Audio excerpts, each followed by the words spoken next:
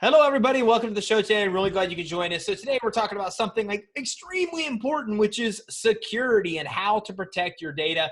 Okay, we see so much on the news of people that are big publicly owned and privately owned companies that do a bad job of this.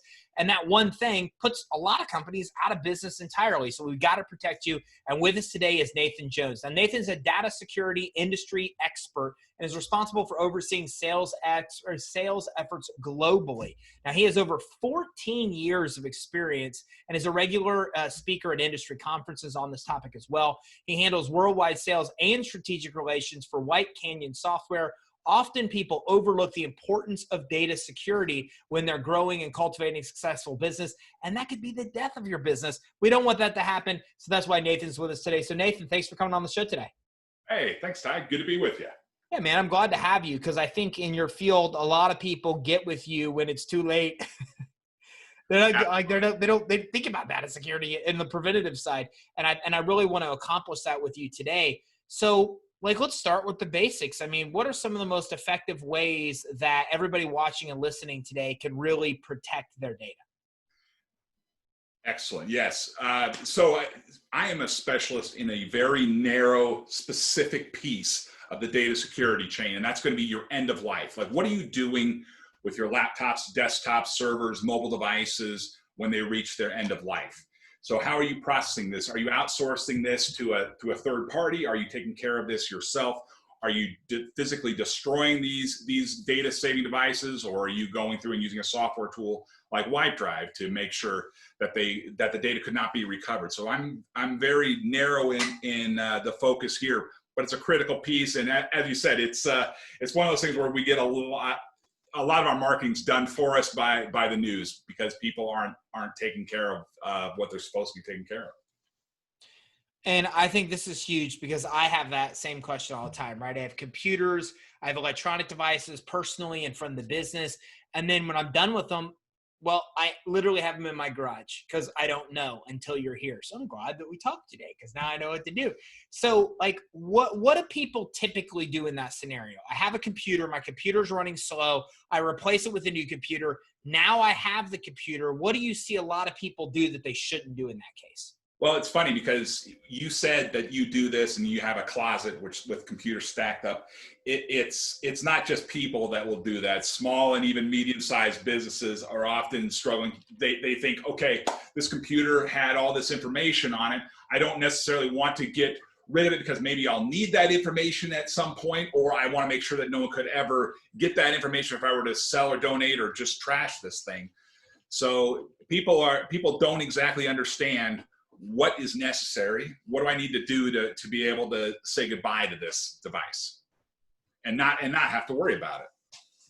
Well, and that's the problem that I think that I have because I thought that, and I even had my assistant once, take a computer. I'm like, there's a special place you take all these to. And it was just a dump. That's what happened is they just kind of fooled me on the yellow pages. And it was the dump is what it was, man. Yeah. Okay. Yeah.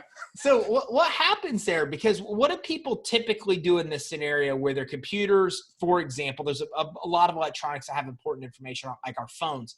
But what do people typically do in this scenario? Do they usually go to a dump and throw it away? That's the wrong way to do it. Do they typically just leave it in a closet? Do they leave it in the business and then move on and somebody else's problem? I mean, what are the things that you see people do wrong here? Oh, well, they do every which thing you can think of. They're hitting them with hammers. They're backing over them with their cars. They're dropping them off at the dump. They're donating them to Salvation Army.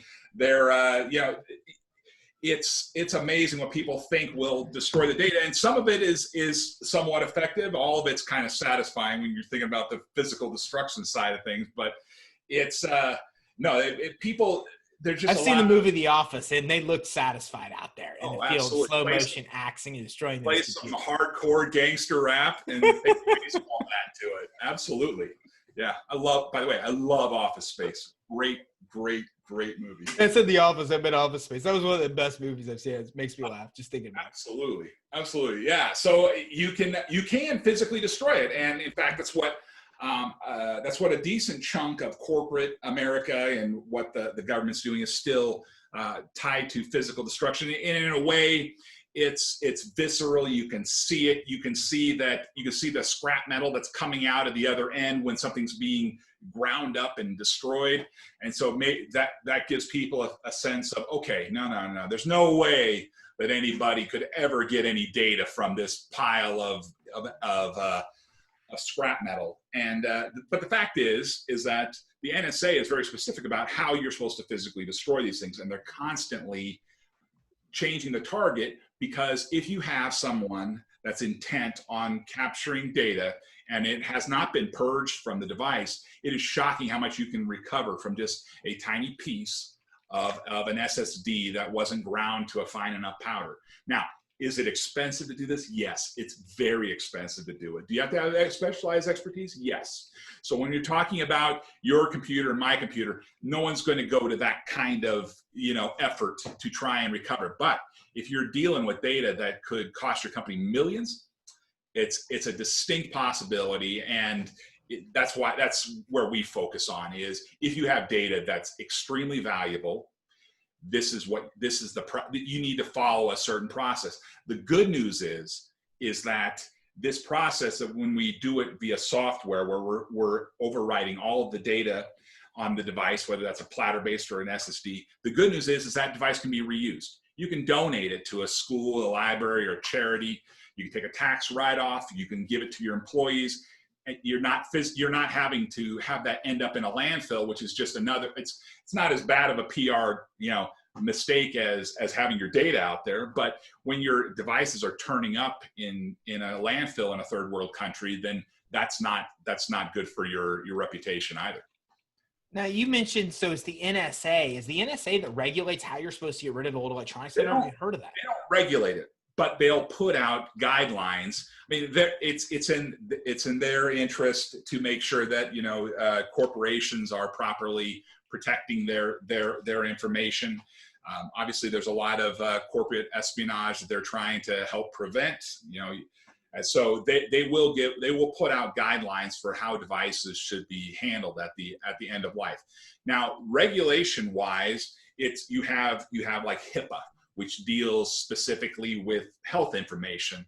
And then you have Sarbanes-Oxley that deals with financial information. There's different regulations for different industries, but a lot of times they won't spell out how to do it. They'll just say you have to do it, and no one to the point where no one that was engaged in recovering data from these devices could do it. So you're essentially having to protect against any type of software or a laboratory type attack where you're pulling off the chips and looking at them under microscopes and doing some high-end recovery attempts. Okay, so what can go bad here? Like, give me some examples of where things can go bad because you did the wrong things and thought you destroyed it and felt good with a baseball bat, but really didn't. Give me some ideas of where things can go bad. Sure. So it can go bad if you're not aware of if you're not properly tracking your assets. It can go bad where an asset is not properly documented through the disposal process. So it can go bad if you're relying solely on encryption. Some companies will just say, hey, we think all these devices were encrypted, and some of them possibly were not, or there are parts of the drive that were not encrypted.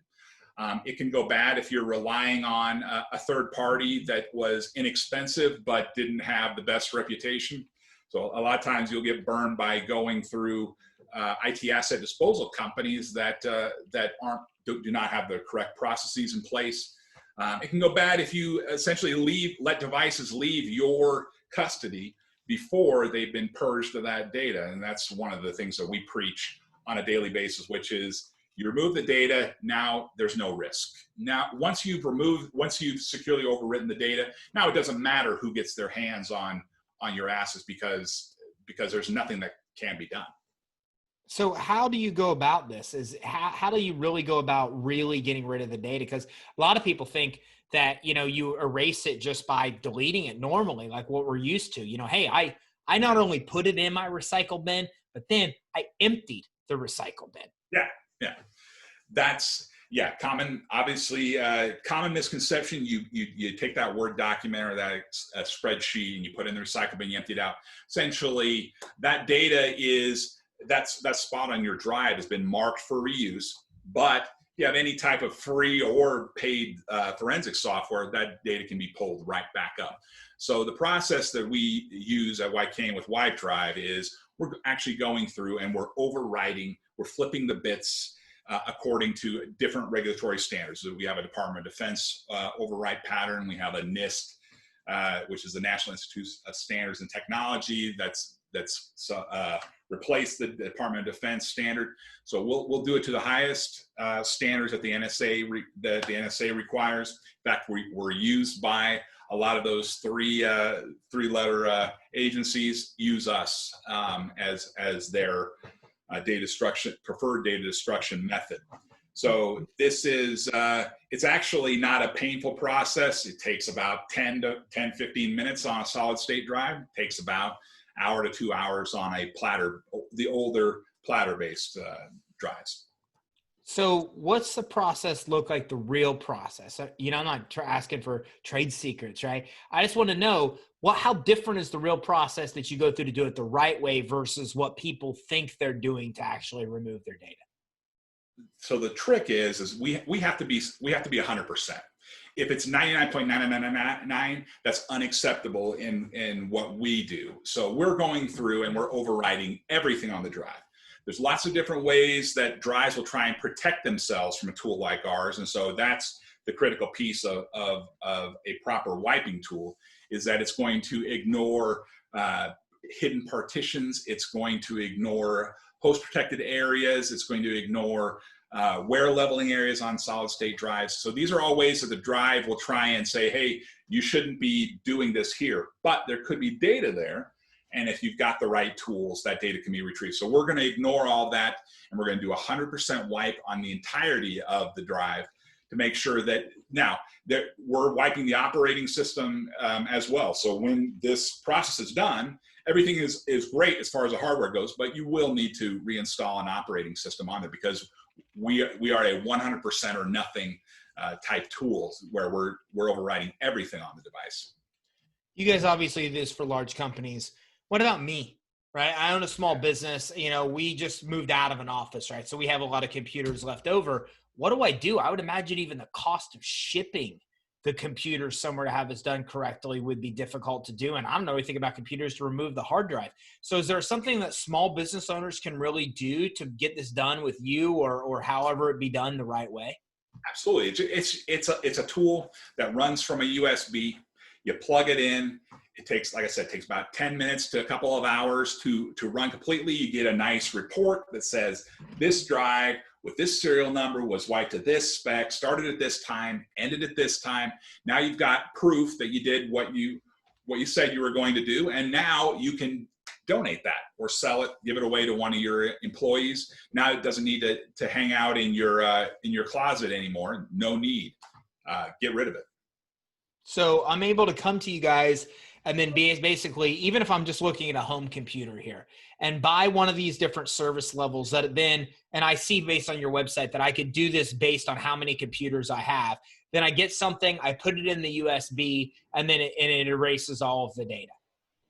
It's really simple. There's nothing to it. It just takes, and you don't even need to sit around for that 2 hours. You'll just wait. It'll tell you, hey, come back in 90 minutes, and this process will be done, and that's that. And the licensing is quite inexpensive. It's a lot cheaper than having anybody do it for you.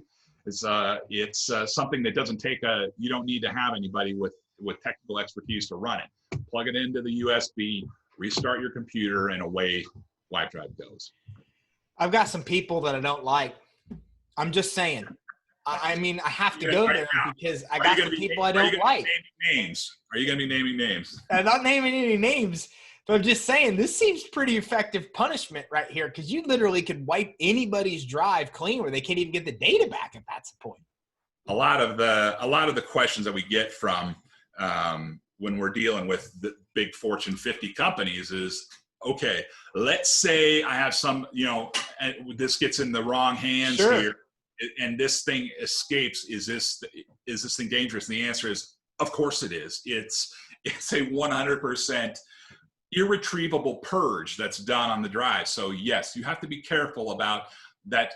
When you run this, there is no turning back. You don't call us up to our technical support and say, oh, I just wiped my drive, how do I get it back? There's nothing getting it back.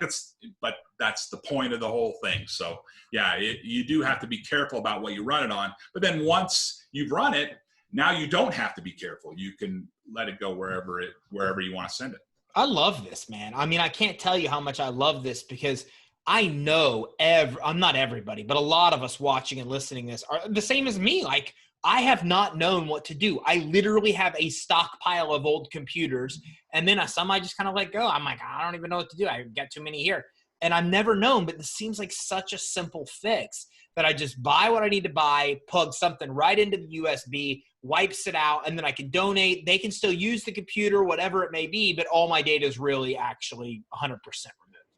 Yeah, I mean, this all comes about because, you know, when you're first developing operating systems, they're wanting to be efficient, and having the drive go through and actually overwrite the data that was there, that takes time, and that puts more wear on the drive. So in the interest of efficiency and prolonging the life of the drive, we've just said, okay, when we write something to the drive, until we need that space again, we're just going to leave it as it is.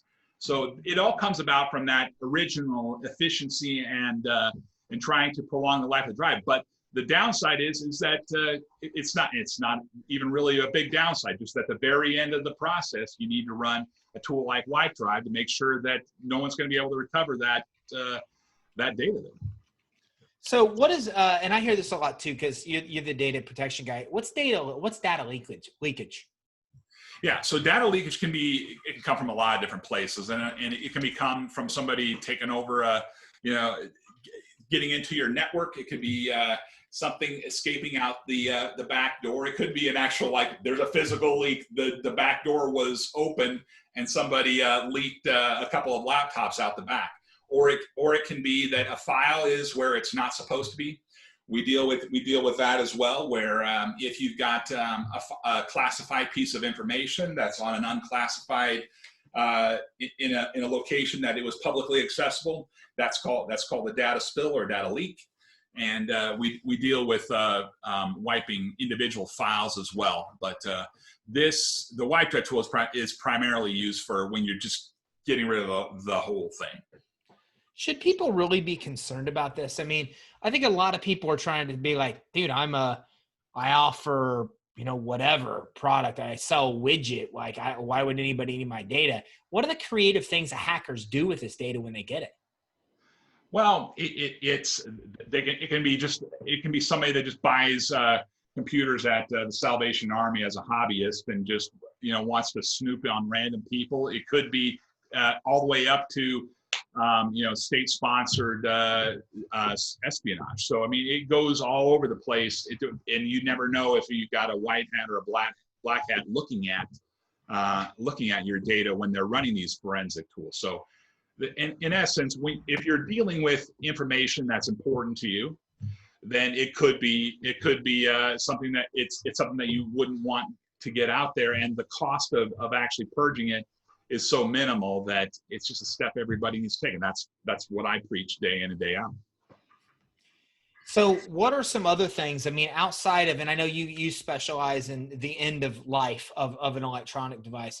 Well, let's ask that. I mean, what other electronic devices should you be doing this with? Because we've got smart everything now, right? We've got smart TVs, we've got cell phones. So like, what else? Because my TV has a USB port too. Or do TVs not matter? Do phones matter? Can you, give me some insight there. That's actually an interesting point, because it's something that we've had a lot of requests for this, because we're right now, Wipe Drive will take care of your laptops, desktop servers. We work in big data centers. We deal with smartphones, your iPads, your tablet devices, your watch. So we deal with all that. Now, when it comes to smart TV, we had one of the biggest retailers in the United States and one of the biggest in the UK came to us and are asking us, okay, here's the problem. We had a return on this TV, the Samsung TV, and when we reset the device, all of the logins for Netflix, Hulu, all of our streaming services, they're all still there from the previous customer. Sure, Now, yeah. is that a matter of national security? No, but isn't it embarrassing that you're seeing the person's login that's there? And do you have any more confidence in that retailer because you knew that they just shipped it to you with someone else's information on there? Yeah, it's not good. And right now we're investigating being able to do that on smart TV, because it is storing your login information. So it's important to get that off of there. And so we're researching the additional smart devices that you are naming, because we want to be your one-stop spot for wiping all this. But as of now, the best thing you've got is to put in a bogus login when you return your TV to Costco. That's just a personal. It's not even that, man. I mean, you got to think about it. It's like you said. I mean, I've got 10 logins on each one of my TVs. Wouldn't even think for the life of me of removing those when I get rid of a TV, when I sell it or whatever. But that's a valid point. Same thing with cell phones. You guys are working on a solution there as well. We have this. No, we already got that absolutely covered on the cell phones and the tablets and the watches. It's the smart TVs. There's some technical hurdles that we're trying to overcome, and not all TVs behave the same way. They're not all running the same system, OS in the background. So it's a complex solution that people are looking to us for some guidance on. How does it work with phones? Because in a computer, I just plug in something to a USB. Because if I'm really mad at somebody, I mean, like really upset, the phone seems like even better alternative than the computer. Oh, yeah. Yeah, your phone has got everything interesting about you on there. So. Everything, yeah. So how do you guys wipe phones if a USB is done for computers? Yeah, so the way that we wipe phones is we are going to make that USB connection to a workstation. You'll plug in your device. It'll walk you through. It does a factory reset, and then it goes through, and then it actually overwrites the data on there. I don't know if you heard about when the Orlando bombing happened and the FBI was suing Apple to try and get a login for those phones. Do you remember that? I remember that. Yeah. So, and then all of a sudden the FBI dropped their suit, and everybody was speculating like, okay, well, what does that mean? Well, it likely means that there's means to recover data from a phone that's been reset. So our additional step is we're going through and we're overwriting all of the available memory on that, not just marking it for reuse. Yeah, and I make a joke about doing it to somebody I don't like, but guys, it's really, not all joking set aside, is really serious. If you think about it, I mean, your phone's everything. It's got all your auto logins for your bank account, for credit cards, for all kinds of different things are in there amongst your personal information. I mean, it's your medical information. Like, a lot of bad stuff can happen if somebody gets a hold of a phone. And we all go through phones so many often. I have literally a drawer of phones, of old phones that I have, right? It's like gold to me. I go back and look at the pictures from like my kids were babies. I forget about those times. What is the most common reason people come to you guys? Is it computers? Is it smart devices? It's both.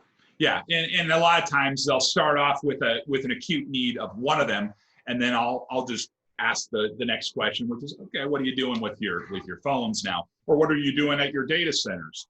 So they come in for all different reasons, and then we just make sure that they have a more holistic approach to all their data carrying devices. Nathan, some other terms I've heard is data persistence and data remnants. What do those two mean?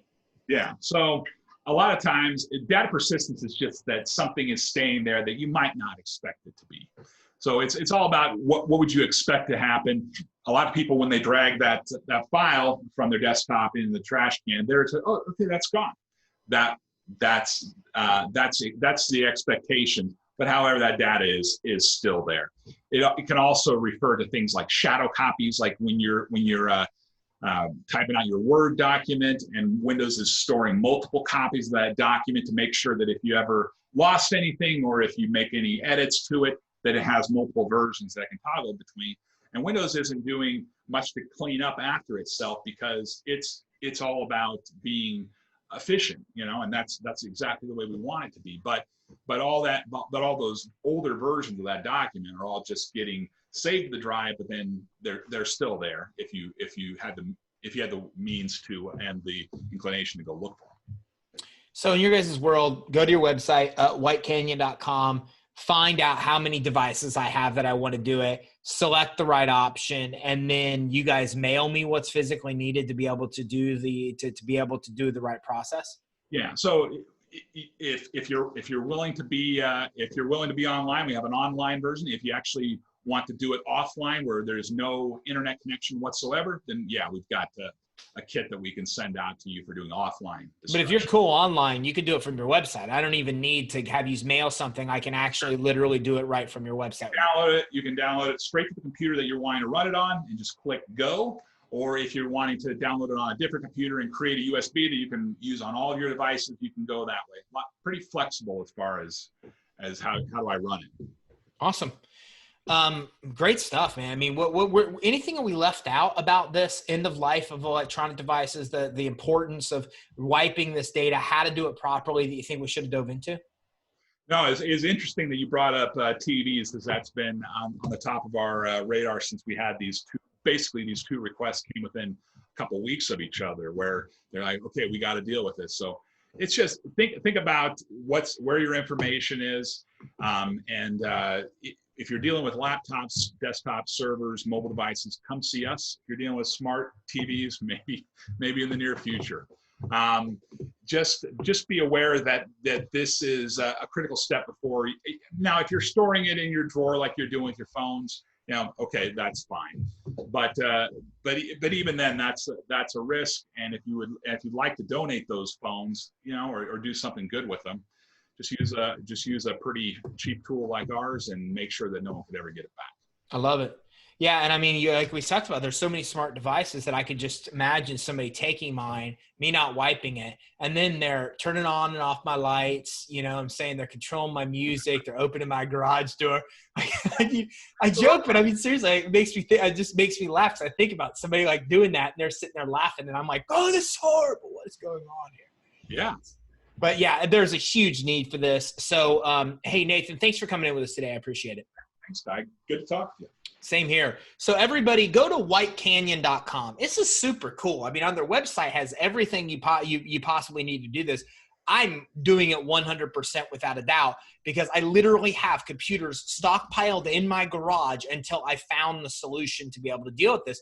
I think we all have. And this is so freaking basic. You literally just go in, you get set up, it's completely affordable, and then you download it, put it on the device, wipe the device, and then you give it away, give it to charity. There's a lot of schools, there's a lot of places that could really use that. But let's be honest, we hoard these things because we're afraid of what's going to happen if our information gets out there. And Nathan just gave you a super simple and affordable solution that now you never need to worry about it again. Boom, device goes old, you wipe the device, brings it back to factory settings. You could still donate to charity. There's all kinds of organizations that deal with disabled veterans, et cetera, people that really need computers and would love to have what you have. And then you're helping somebody else while protecting yourself. And it all happens at whitecanyon.com. So that's whitecanyon.com. So make sure you go to whitecanyon.com, check this out. I'm going to probably today get this and get my stockpiles of computers finished. And remember, they can help you with cell phones. They can help you with, in the future, other devices as well. It all happens at whitecanyon.com. So make sure you visit whitecanyon.com to get started and protect your data and be able to use your electronics at end of life and get rid of them the right way where you can help others and protect yourself at exactly the same time. Thanks, everybody. Have a great day.